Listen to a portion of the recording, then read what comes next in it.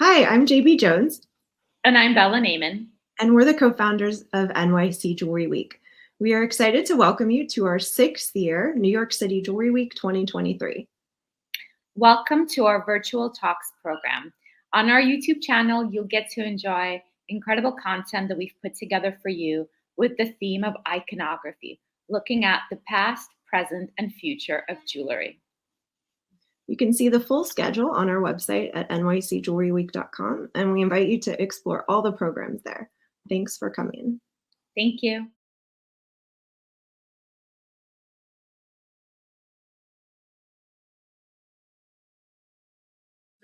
Hello, everybody. It's wonderful to be back again with you for New York City's Jewelry Week.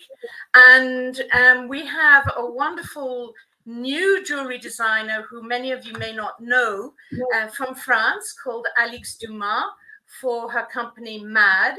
And she is a jewelry designer that's been making a lot of noise, so to speak, in that a lot of people are taking notice of her work.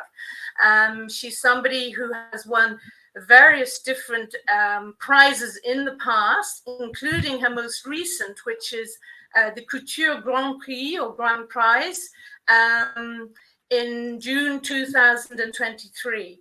Now, it's quite interesting because Alix comes from a totally different background, not from a jewelry background at all, per se.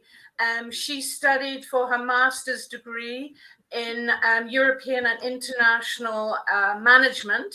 And then she studied to become a curator within a museum. And so with this wonderful background, Alix, what made you go into jewelry? Well, I've always made jewels. It was my passion long before it was my trade. And when I started working and being in an office, I realized it was not where I was meant to be. So I decided not to work in the field of art from the point of view of an outsider, but to be making art. And so I joined a jewelry school in Paris. Yes. I was 22 or 23 years old. 22. Yeah. So it was an amazing experience. And when I started, I knew it was really what I was meant to do. I've always been making jewels with lots of different experiments, Right. but being with the real tools and everything, I realized it was my way to go. And what interested you most at the beginning? Was it to do with the metal work, or was it the gemstones, or was it a mixture of the two? Everything. I've always loved gemstones. When I was young, I've lived in Turkey, in Istanbul, and we used to go very often to Topkapı, to the palace, to see all the jewels and the emeralds and the rubies and all the diamonds. And I was just so very amazed. And we used to go to the Grand Bazaar and go to see all the artisans, the craftsmen, making everything. And it gave me a sense that there is precious in everything handmade. Yes. Totally understand. Yes. So what interests me is that you have made a decision which is very much it's very different to a lot of other jewelry designers in France, in that you decided not to come and live in Paris. You decided to start working in the countryside. And then when you started your company, you went to Brittany. So what was the reasoning behind this? I've lived in Paris for many, many years, all my student life. So it's a city I know very well and that I love. But I have two small kids, And for me, the inspiration is in nature. I work a lot. I have extensive hours at my workbench in order to create all the pieces that I make.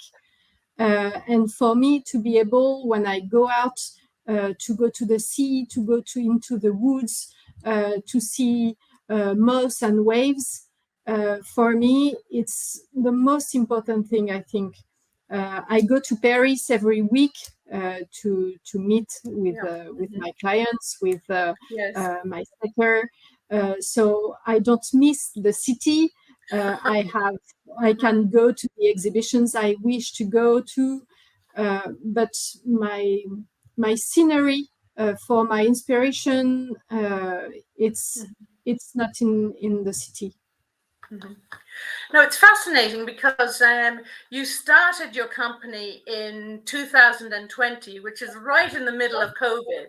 So that was a very brave move to make. So what made you decide at that point in time to forge ahead and create your own company? I think it's anyway, if you want to make your own company, it's a huge move.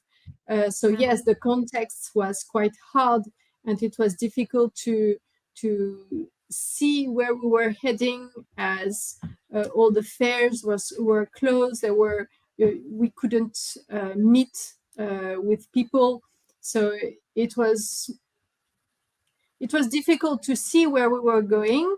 But at the same time, I had to make all the first pieces for the brand.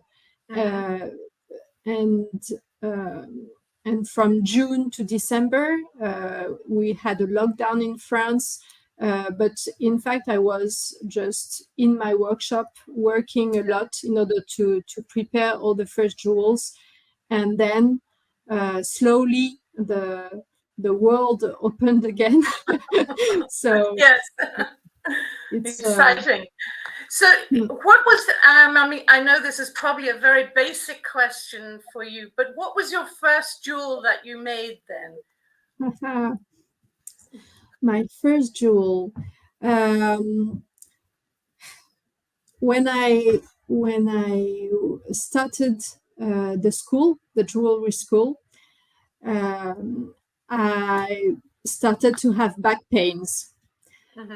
Because I was not used to working at a workbench. So I met with a doctor. And this doctor, when I met him, he told me, "Oh, you entered a jewelry school. That's amazing. I have a small diamond," which was not small at all. "Can you make me a ring?" I was like, at school, in waxwork, we're only making cubes right now. So I'm not sure it's very wise for your diamond. And he told me, no, I have a good feeling about this. And so I worked for a few months, and I made a ring that up to this day, I just love.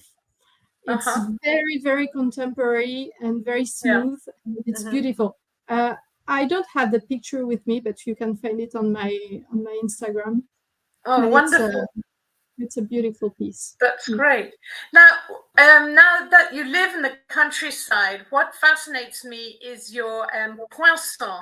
In France, as in England, you have to have a hallmark if you are a company or jewelry designer to represent your make or fabric on anything that is in precious metals. So what, for instance, Alix, was your poinçon? It's a puffin. It's a puffin, which is a bird from the sea. It's also called the clown of the sea. It was not my first choice. What you have to know about hallmarks in France is that it shows the first letters of each word of your brand. So for me, it's STE for society, Maison, M, Alix, A, and D for Dumas. And so the hallmark must have these letters and also a small drawing. And at first I wanted my hallmark to be a wave, but the customs refused it, saying that there was another brand which was too close. Then I made crab, a violinist crab with one very big arm and one small one, but they said no again, and it was actually my third choice. But I love all the drawings I made, so I'm not. No, it's wonderful. I love puffins. Anyway, so from there, what would be interesting to know is that you also, not only do you work with gemstones, you're also working with gemstone crystals, I think. Is that right? Tourmaline? Yes. And you made some very interesting pieces. I've also, as rough stones, needles, I've worked with tourmalines and emeralds. And I've worked also with slices of sapphires. Yes. I can show you. Delicate, Alix. They are. The beauty of this material is that they are entirely rough, but when you see them in person, the stones are perfectly polished, and the cut is rough but is perfect. And I wanted to make a point and show how these natural materials showed next to polished metal and very refined materials. Totally, they're so refined. Stand for themselves. Yes. And you also made some rings, I think, didn't you? Yes. Using tourmaline crystal. Yes, and also emeralds. But I don't have pictures with me. The emerald one is absolutely magnificent because both emeralds are so vibrant, so deep, and the same thing. They are entirely rough, but they seem like they've been polished and worked. Yes. Yes. So, I mean, for instance, where would you go to find your crystals? Would you go to the United States, or do you have a special person who finds these wonderful jewels for you, or gemstones? No, up to now, I find everything myself. The first batch of tourmalines that I've been working with, I found on a fair sometime a very long time ago, and I thought it was such a beautiful material that I bought it. And the emeralds, the seller came to me. He saw my jewelry and told me, "This is for you." Oh, that's wonderful.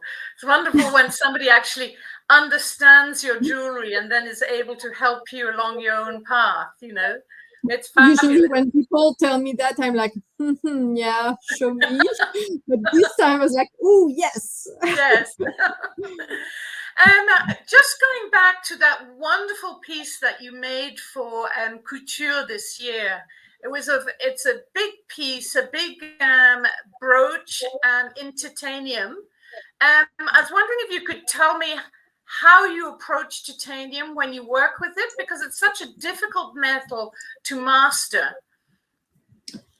Titanium is very hard and difficult. What we have to say about titanium first is that it's not a rare metal on Earth, but it is very hard to refine and very energy intensive. Can you say that? Yes. You need a lot of energy to produce it, and it's stunning piece. This is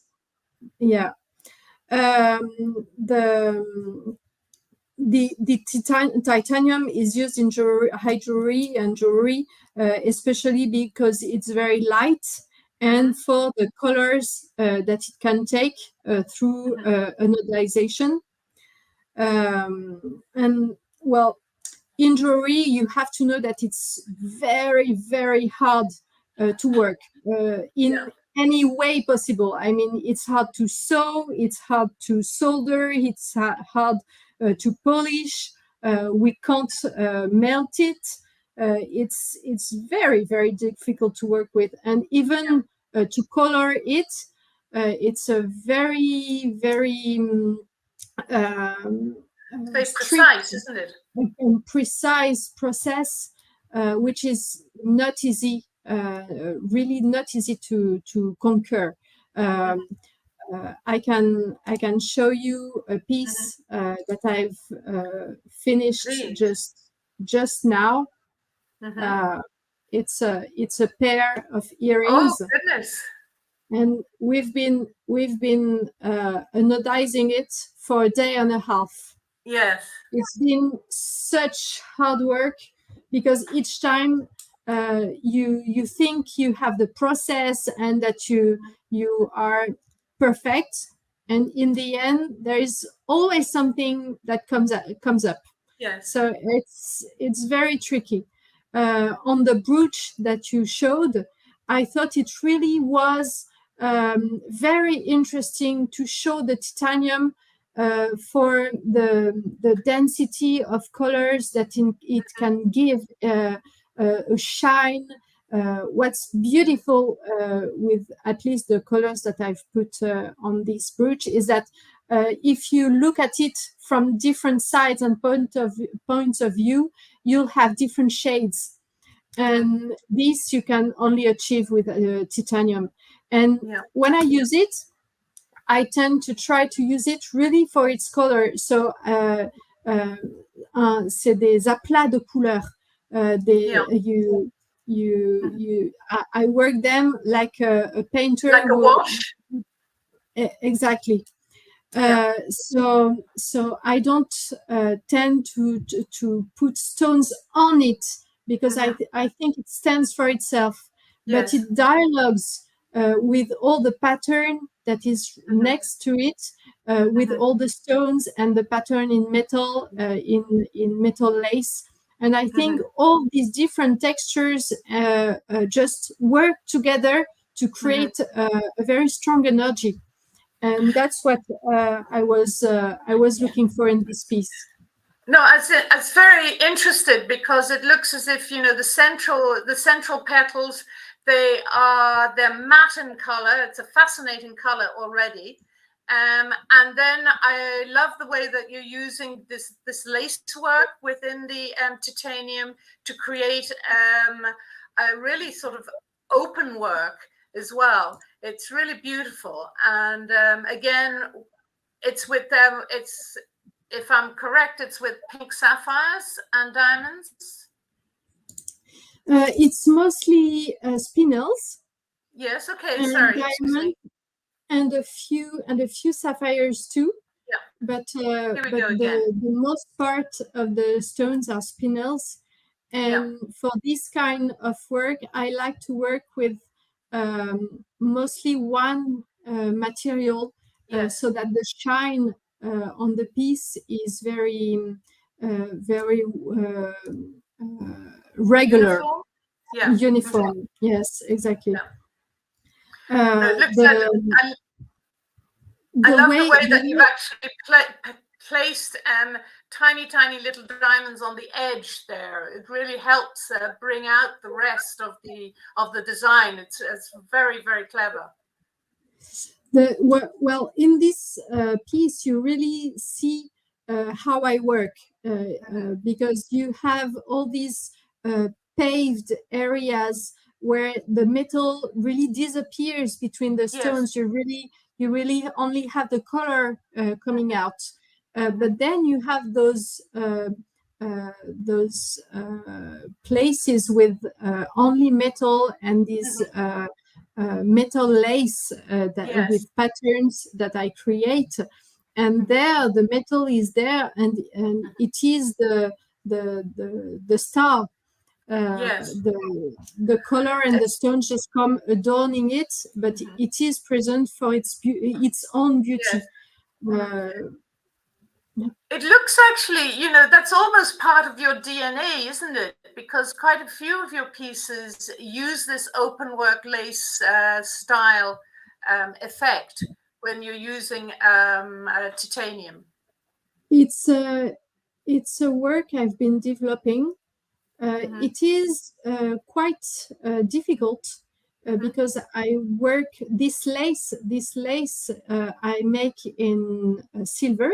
The black part in the brooch is silver, and I work with it in very thick layers, which gives the eye three-dimensional effect. What I mean is the eye doesn't just see the pattern, but it can dive into the pattern, and it adds to the movement of the piece, because my pieces are always, first of all, small sculptures. They are made into space. They take the space, and here you see how the eye comes inside the motif, and it adds to the volume and to the effect of the piece. So what's interesting again, is we were talking about titanium. So what are you working on at the moment, for instance? Well, I've just finished, as I told you, I just finished a piece. I'm working on a small collection of different one-of-a-kind pieces, but in the same idea of fun, but very, very beautiful, and like sweets, big earrings. Yeah. Yes. But those earrings that you showed us earlier on, I mean, those were wonderful. I mean, it must be very difficult to get exactly the same coloring in both earrings. It is hard work, as I said, and as we were discussing just before, everything about titanium is really difficult. All the tools you use, everything is hard and breaks, and you really have to choose where you use titanium and why, I think, in order to make the wise decisions. I wouldn't do everything in titanium, and this is also the reason why I don't use it when I set stones. I think my way of working pavé in silver is super interesting, because it helps all the material and the color of the stone to come out for itself, and it doesn't need anything else. And titanium helps with something very different. I will never use titanium just to make a big pavé and just color it to show that you don't see the stones anymore, because that's not what I like about stones. I want you to see the colors. I want you to see their specialty. Yeah. So, I mean, have you used any other type of metals, for instance, aluminium or magnesium, for instance? Or I mean, I have used aluminum in my former work, not under my own name. Right. And it is a choice. It is a choice I made up to now, because working with aluminum means you really have to have all the installations in your workshop in order for it not to be unhealthy. How do you say, les poussières? The dust. The dust. Aluminum dust is just awful. It's very, very unhealthy. So you need to have your workshop really prepared in order to work with it. And as durability is concerned, I have some doubts. So Yes, up to right. now, I have chosen not to work with aluminum. Yeah. Mhm. I'm contemplating working with different materials and new Yes. materials. For example, this year, I won a prize in France concerning CSR, corporate social responsibility, because I'm working on a project to use a biomaterial which is developed in Brittany, where I live, Yes. with wastes Waste, of yes. shells. Oh, And goodness, that's very interesting. it's an amazing material, and up to now it's been used by the person who developed it to make glasses. And I'm working on a few pieces using this material right now. Is it almost, has it an effect almost like ceramic, or is it just a totally different material? It's really not like ceramic. It looks like it's difficult to say. Yeah. You'll see. Well, we'll see one or two pieces in the next year or so, I suppose. Which will be great. But what's wonderful is that, you know, you're using something that is being developed in Brittany itself. And so it's fascinating to see that, you know, that people are developing and creating all over the world. It's not just in one specific space.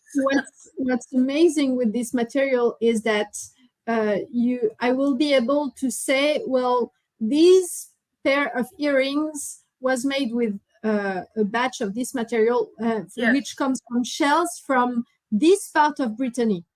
And you know which shell it is and where it comes from. And this is fascinating. Yes, this is fascinating in terms of traceability. Yes. It's wonderful. Really, really interesting. But going further, I mean, that's something that's also very much a mark of your work, is that you're also looking at from the point of view of sustainability and the ethics within the business. I think you use or gold that's already been used. Perhaps you could expand on that. Yes. As far as metal is concerned, I use recycled gold when people come to me with gold to recycle. In this idea, we have to say that jewelry has always been recycling. There's never been waste. Totally. I mean, gold has never been trashed It's a trade where all the materials have always been recycled. So even the gold dust. Yes. Yes. So this is absolutely not new. But this is, I use it, of course. But when I have to buy gold because I don't have enough for a piece that I want to do, I will buy it fair mind. Because I think we have to be aware that gold extraction is a fact nowadays. Yes. There is a lot of gold that is extracted in the world every day. And it's not the use of recycled gold can't make enough gold for all the industry to work with. So I think by buying the gold fair trade, fair mind, at least I ensure that the I work for the development of rural and societies and people who live there, and also for the environment, to make sure that the land remains not savaged. I think it is an easy way to make sure to have a positive impact where the impact could be absolutely devastating. Yes. Yeah. And no, it's fascinating because I think it's something that we are we are in the luxury business, and yet there are people who are mining and who are at the very beginning of the process. And I think, like you say, we have to keep an eye on what they're doing. We have to look after them. We have to make sure that there is benefits trickling down to everybody in the chain. Yeah. No, it's fascinating to see. It'd be very interesting to see where we all go to in the next years. And what about, for instance, diamonds? We hear all about, natural mined diamonds and natural diamonds, and then we look at lab-grown diamonds, for instance, and some people say that lab-grown diamonds are better than the natural diamonds. I don't know. Do you have a point of view, a general point of view on this? I know that you use natural diamonds all the time. Well, I use only natural stones and natural diamonds. I would have the same answer for lab-grown sapphires or rubies, which exist. I would not be interested in them because I think they don't have the same value of origin and charm and poetry. And I mean, knowing that your stone has been created in the earth for thousands of years, it's not the same emotional value than to know that it's been lab grown. And I think it's very delicate today to be able to see exactly how much pure, how to say, it's difficult to see if one kind of diamond has a better impact than the other one. My point of view is that each time I use all mined diamonds, diamonds that have been unearthed and cut very long time ago, that very often people just don't use, and which lay unused in cupboards because they have been cut at a time when people wanted to make the best of the material, which is from one stone. They wanted to keep as much material as possible. So the cut was not made in order to have the best brilliancy as possible, but to make a bargain between the look and the keeping as much of the stone as possible. So the stones always have very different sizes and shapes. The shapes, it's difficult to say. It's an oval. It's an oval. It's in French you would say it's a patate. It's but those stones are beautiful. They are much more difficult to work with because of the sizes. I've got two pieces with me to show you that I've made like wonderful. Oh goodness, yes. Both those rings were made with all mined diamonds, and when you see the volume of the stones, it's very different from a very flat contemporary use of contemporary diamonds. But it has charm. Either people like it or not. So I can't use only all my diamonds, but it is where my heart lies. Yes, it's like, for me, it's I love the old mine diamonds. They really are very beautiful.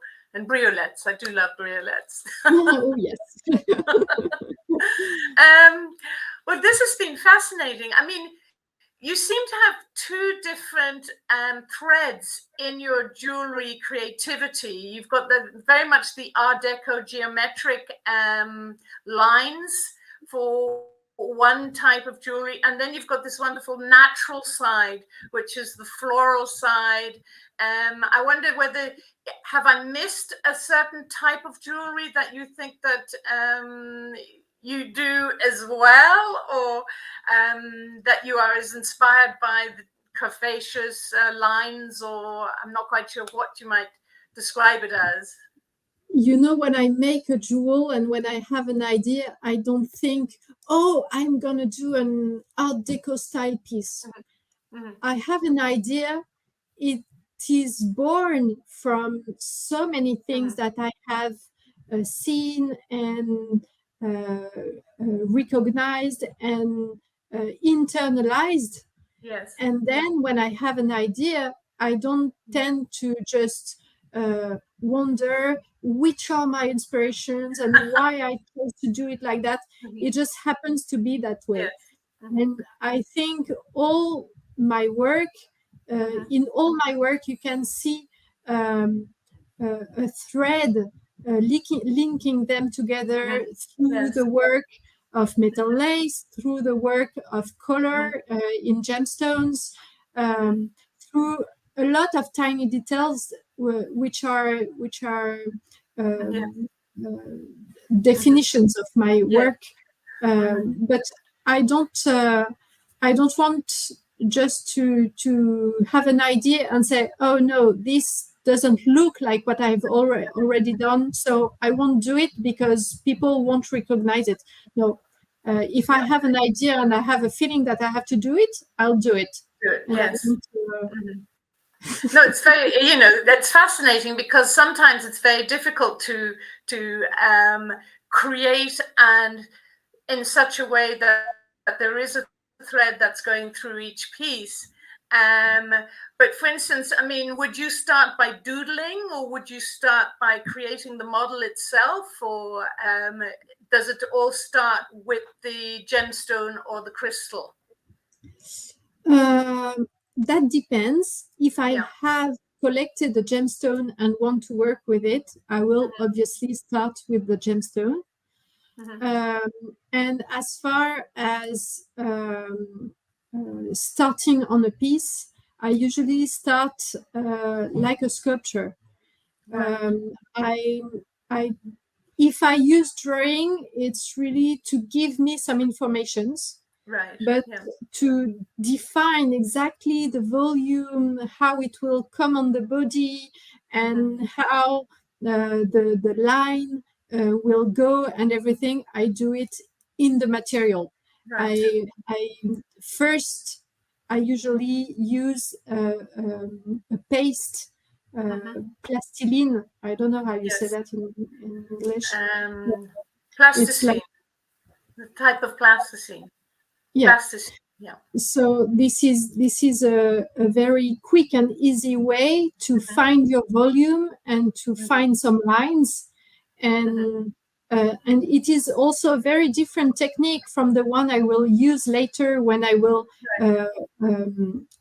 make my wax sculpture, because in the plastiline you really push the material, draw it, and in the wax you will be sculpting and taking off material. So the lines will be different, and this is why it's interesting to have both steps, because in the first one you will find lines that you wouldn't have with different tools in the second step. So this is how I work. This has been fascinating, Alix. I think that we've probably come to an end of a very interesting conversation, and I just hope you, the audience, I don't know whether you have any questions, or if you're able to have questions that Alix can answer privately to you by email or whatever. I'm sure she'd be very willing to do so. Anyway, thank you so much, Alix, for this really special time. It really has been very interesting. Thank you very much. And we're so looking forward to seeing some of your new pieces. Thank you. Coming right up. That's great. Thank you very much, Juliet. I couldn't